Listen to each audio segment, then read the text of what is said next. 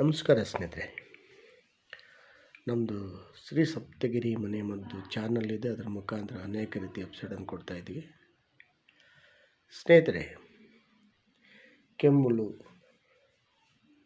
ದಮ್ಮು, ಕಫ ಜಾಸ್ತಿ, ಕಣ್ಣು ದೃಷ್ಟಿ ಕಡಿಮೆ, ಎಲ್ಲ ರೀತಿಯ ನೋವುಗಳು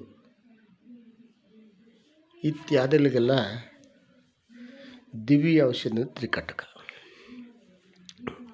ನಮ್ಮ ನಾಟ್ಯ ವೈದ್ಯದಲ್ಲಿ ತ್ರಿಕಟಕ ತ್ರಿಫಲ ಅಂತ ಕರೀತಾರೆ.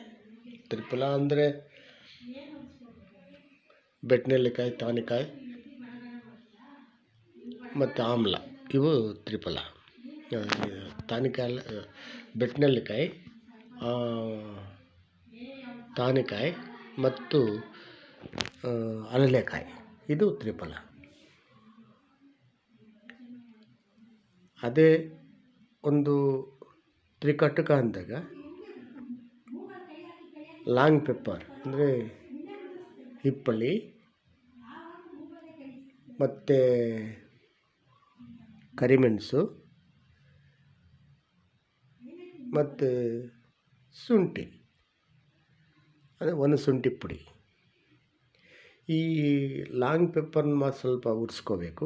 ಇನ್ನೆಲ್ಲನೂ ಚೆನ್ನಾಗಿ ಪುಡಿ ಮಾಡಿ ಇಟ್ಕೊಂಡ್ರೆ ಅದೇ ತ್ರಿಕಟಕ.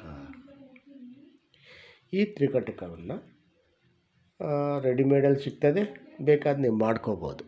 ಹಿಪ್ಪಳಿ ಸಮ ಪ್ರಮಾಣ, ಹಿಪ್ಪಳಿ, ಒಣಶುಂಠಿ, ಕರಿಮೆಣಸು, ಈ ಮೂರನ್ನು ಹಿಪ್ಪಳಿ ಮಾತ್ರ ಉರಿಸ್ಕೋಬೇಕು. ಇನ್ನು ಯಾವುದು ಎರಡು ಉರಿಬಾರ್ದು. ಇದನ್ನು ಪುಡಿ ಮಾಡಿ ಇಟ್ಕೊಂಡ್ರೆ ಅದೇ ತ್ರಿಕಟಕ. ಇದನ್ನು ಯಾವ ಥರ ಸೇವನೆ ಮಾಡಬೇಕು? 1 ಟೀ ಸ್ಪೂನಷ್ಟು, 1 ಗ್ಲಾಸ್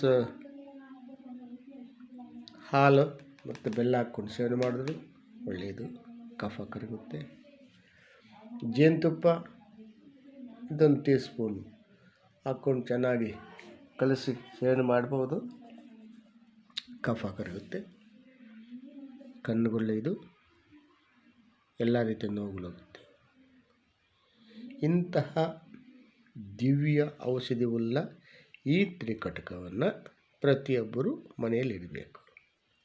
ಸಣ್ಣ ಮಕ್ಕಳಿಗೆ ಕೆಮ್ಮಲು ಬಂತು ಆಗ ತಕ್ಷಣ ಒಂದು ಚಿಟಿಕೆ ತ್ರಿಕಟಕ ಜೇನುತುಪ್ಪ ಹಾಕಿ ಚೆನ್ನಾಗಿ ಕಲಸಿ ಮಕ್ಕಳಿಗೆ ಕೊಡೋದ್ರಿಂದ ಅದು ಕಫ